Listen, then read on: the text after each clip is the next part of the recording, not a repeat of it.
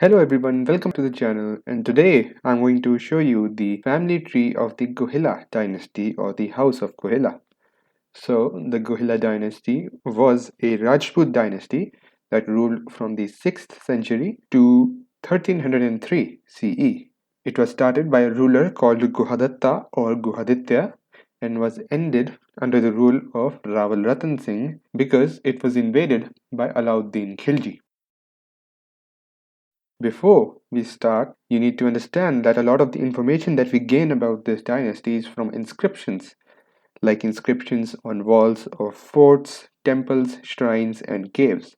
So we do not know a lot about these rulers. So the Guhilas were originally Nagar Brahmins. The first ruler was Guhadatta or Guhaditya, who ruled in the 6th century, and after him, six generations more came by, who were not very major rulers in the area and only ruled one or two towns.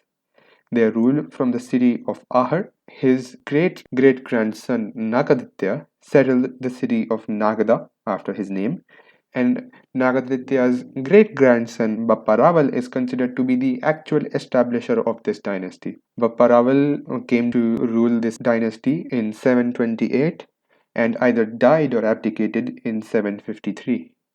He is mostly known for three or four things. First of them being establishing the Eklingi temple, the deity inside which is considered the actual ruler of the dynasty, and they are considered the custodian of Eklingi, which means they are just ruling it on behalf of Eklingi, the deity. The second major thing he did was that he allied with Gurjar Pratihar and Rajput Maurya rulers in the area to fight the Arab invasion, which had started around this time. The Umayyad Caliphate had already expanded into the Sassanid Empire, and now it was threatening the borders of India. So Bappa Rawal made alliances and fought with the Arabs and was very successful in the process. Later, he actually took the fort of Chittor from one of these Rajput rulers with whom he allied. Bappa Rawal also fought against the Rashtrakutas in the south for the Gurjar Pratihar. His son Rawal Khuman became the king in 753. Under him, the inscriptions in multiple temples claim that he defeated Al Mamun from the Abbasid Caliphate, but it is simply impossible considering Al Mamun was born in 786 CE and Rawal Khuman died in 773 CE. So, around the reign of Kuman, the tripartite struggle, which was a struggle between the Pal Empire, the Gurjar Pratihar Empire, and the Rashtrakuta Empire for Kannauj, had started. Kannauj was a very economically rich area, so each dynasty wanted to have control over it. And the Guhila dynasty was fighting from the side of Gurjar Pratihar. After Kuman, we do not have a lot of major rulers, and the next major ruler is Kuman II, who also continued to fight the Arabs and fight for Gurjar Pratihar. After Kuman II, the next major ruler in the line was Bhatri Bhatta, who ruled in the 10th century and died in 951. Bhartribhatta is known to have spoiled the relations with the Gurjar Pratihar. The proof for this is that we see his name written in inscriptions as Maharaja Dhiraj Bhartribhatta instead of Raval Bhartribhatta. It is sort of like the title of emperor for Romans. It was held by the king of Gurjar Pratihar. So this sort of represented a rebel-like situation in Guhila dynasty. Moreover, Bhatribhatta married Mahalakshmi, who was a Rashtrakuta princess. Under Krishna III, Chittor was captured by Rashtrakutas, so it is safe to say that it is possible that the Gohilas switched sides and allied with the Rashtrakutas and sort of became their vassal states instead of being a vassal of Gurjar Pratihar. Around this time, Gurjar Pratihar, because of decentralization and the power of local warlords, started to fall apart.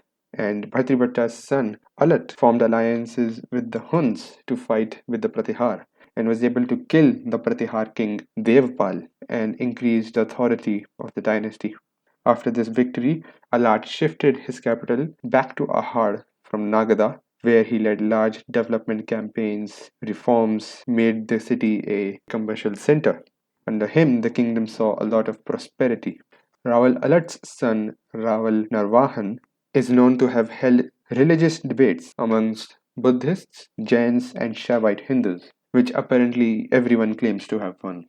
Under Narvahan's son Shakti Kumar, the kingdom was captured by King Munj of the Parmars, formed in the east. It is known to be a devastating defeat for Chittor, and the city of Ahar was also destroyed. Due to this, Shakti Kumar changed his capital back to Nagda again. Shakti Kumar's son Raval Amba Prasad was killed in the invading forces of Vakpati Raj II of the Chauhan dynasty. After this, continuous four brothers succeeded Amba Prasad: Suchi Varma, followed by Narvarma, Kirti Varma, and Yograj.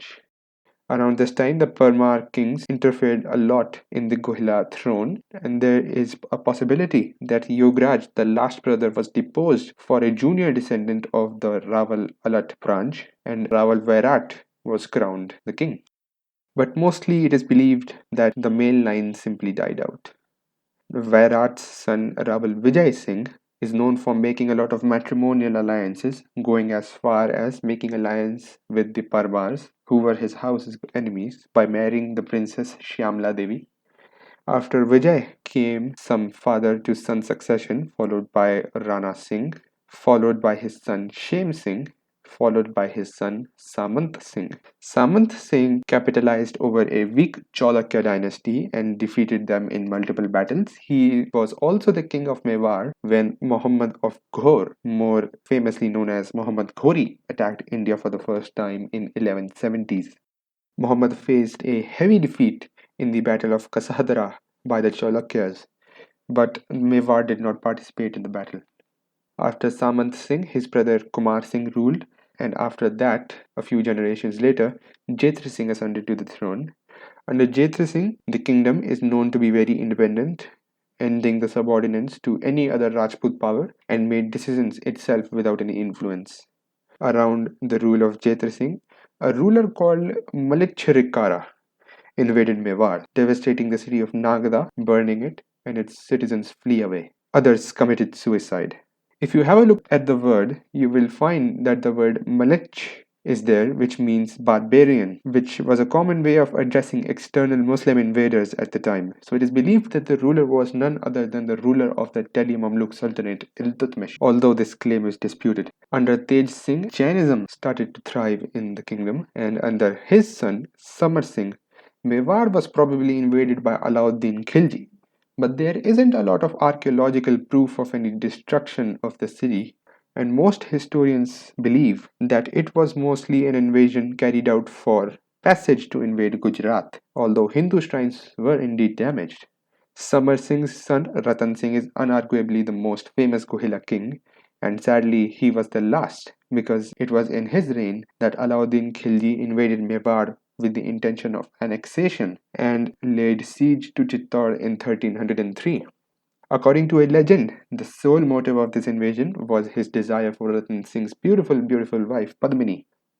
Although, as I said, this is just a legend, modern historians believe that considering Alauddin Khilji was already expanding south, eyeing Devgiri in Deccan, capturing Mewar would have been a very important perk. So, most probably, his motive would have been imperial gain and expansion, not lust and desire for Padmini.